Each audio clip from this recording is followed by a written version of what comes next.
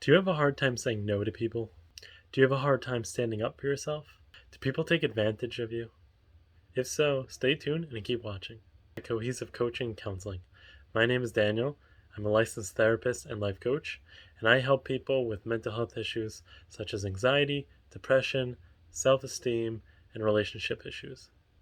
Today we're going to be talking about what are personal boundaries. Personal boundaries are the limits and rules that we set for ourselves in relationships. A person with healthy boundaries can say no to people, while a person with unhealthy boundaries might have a more difficult time doing that. So let's talk about rigid boundaries. So rigid boundaries are avoiding intimacy in close relationships, being unlikely to ask people for help, maybe having a few close relationships, being very protective of personal information and what you may share to other people. You may seem more detached from certain relationships, and you keep other people at a distance in order to avoid the possibility of rejection. What kind of rigid boundaries do you see for yourself? Now we have porous boundaries. So porous boundaries is someone who they don't have very strong boundaries.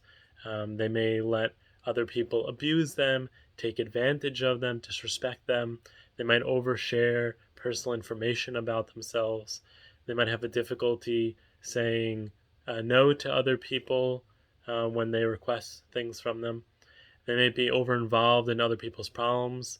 They might have fear of rejection, and therefore they might comply with what other people want, and like people pleasing, in order so that they don't hurt other people, or they don't make other people upset at them or fear the consequences of what might happen.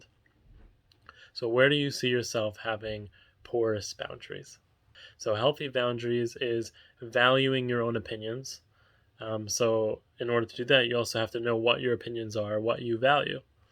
Not compromising your values for others. Let's say that could be, something with, if you have a religious value, right? So not compromising on that. Being able to say no to other people, also being able to accept no from other people. Now, it's okay to have different boundaries with different relationships, right? You might have certain, maybe more rigid boundaries at work, and more porous boundaries with friends and family.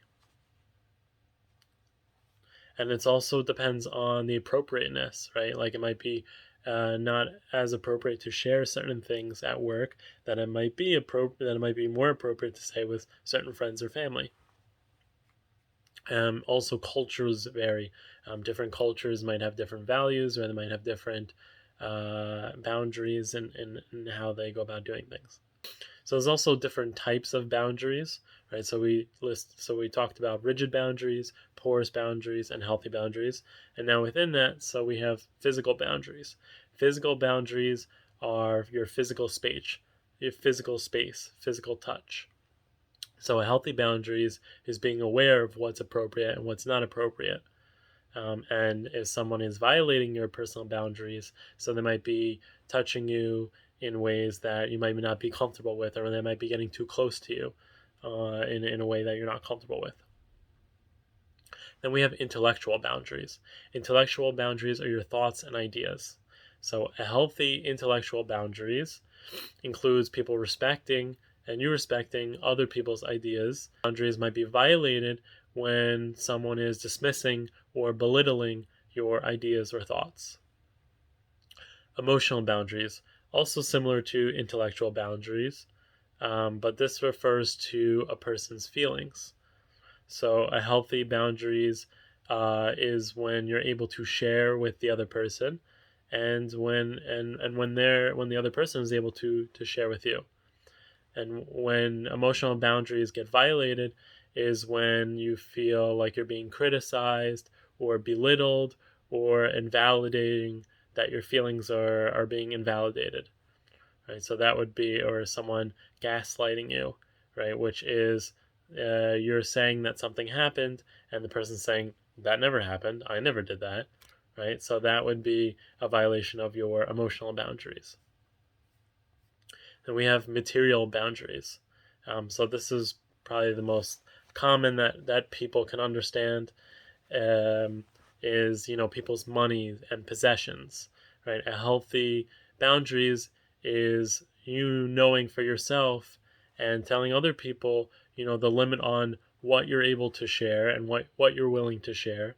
um, and so, for example, right, it might be okay for you to share your car or to give people a few dollars that you're really close with and that but maybe if it's like a coworker that you don't know as well, so you might be a little bit more guarded with your money or with your lending your car to them. And a violation of those boundaries would be if someone steals your possessions or your money without you asking, right? If they take it and they go to the store and say, oh, I needed to borrow something, I didn't think you would mind, right? Or and so someone taking your stuff is a violation of of those monetary boundaries, of those material boundaries. And so you have to put in place and letting people know what you're willing to accept and what you're not willing to accept, what you're willing to allow other to share with other people, what you're not willing to share with other people. And then lastly, we have time boundaries. So time boundaries is how you use your time and how much time you're able and willing to give to another person. So a healthy boundaries with time can be setting aside a certain amount of time for different things.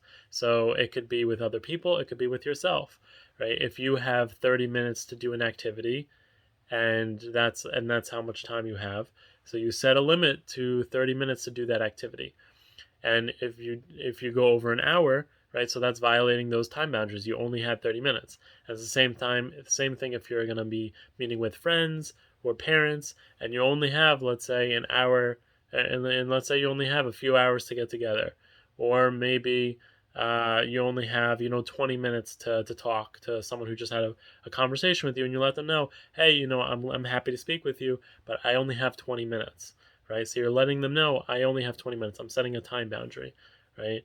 And then I have to go. I have to be somewhere, right? And if the person keeps talking and you're saying, no, I really have to go, right? And they just keep talking and talking, they're not letting you go, that's a violation of your time boundaries. So that's when you need to set firm boundaries and saying, I'm going to go. I don't have time right now, right?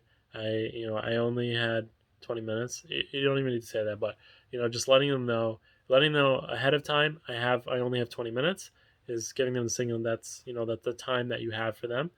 And then when that time is done, saying, okay, I have to go, we can resume this conversation another time.